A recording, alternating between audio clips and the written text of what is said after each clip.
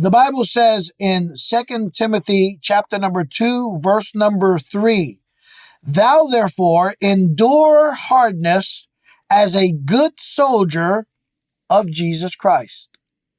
Not too long ago, I heard about this fella that is known in Europe as the Unkillable Soldier. Have you ever heard of this fella? His name is Sir Adrian Carton de Vort. I think I'm pronouncing that correctly. We'll call him Adrian. But this fella, Adrian, was a very impressive individual. He's known as the Unkillable Soldier.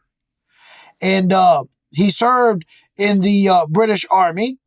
And he fought in the Boer War and also both World War I and World War II. His military career covered 6 decades of service in the military. And during his time of combat on the battlefield, he was shot in the ear. He was shot twice in the face. One time he was shot in the hip. Another time he was shot in the stomach. He was shot in his ankle. He was shot in his groin. And he was also shot in the leg. One time he got shot in his left eye. And the bullet, another bullet in another gunfight, a bullet ricocheted and hit him in the exact same eye right after already getting shot in that eye, causing blindness in that eye. Well, he wanted to also participate after all of that. He wanted to participate in World War II, but they would not permit him to participate because of the loss of sight in his left eye. But he insisted and he pressed the issue. And so finally he convinced them to let him go to war despite being blind in one eye. And they told him, we'll let you go to war so long as you put a glass eye in, so long as you use a glass eye.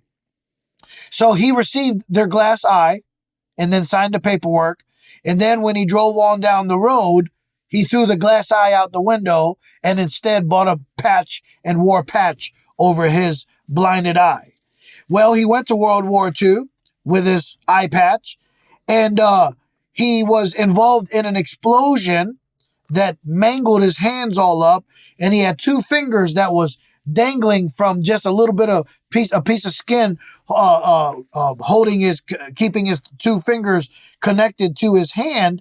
And he went to the doctor to get those fingers amputated, but the doctors, they refused to amputate the 2 fingers because they were afraid that it would cause an infection that would result in him losing his entire left arm.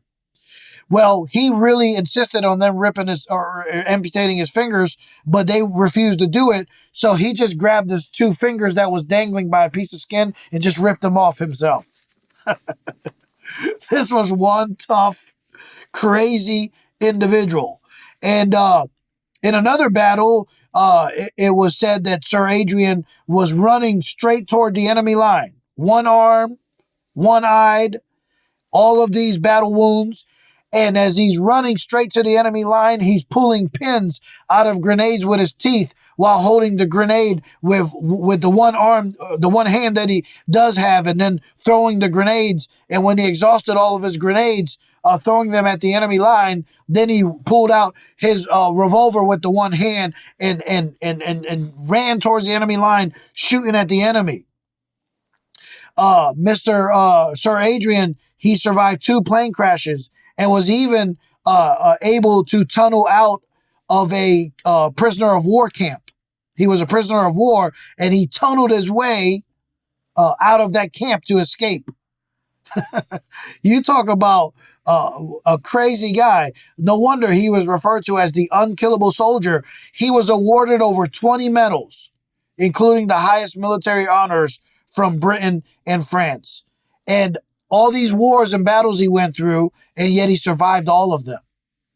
He died of old age at the age of 83.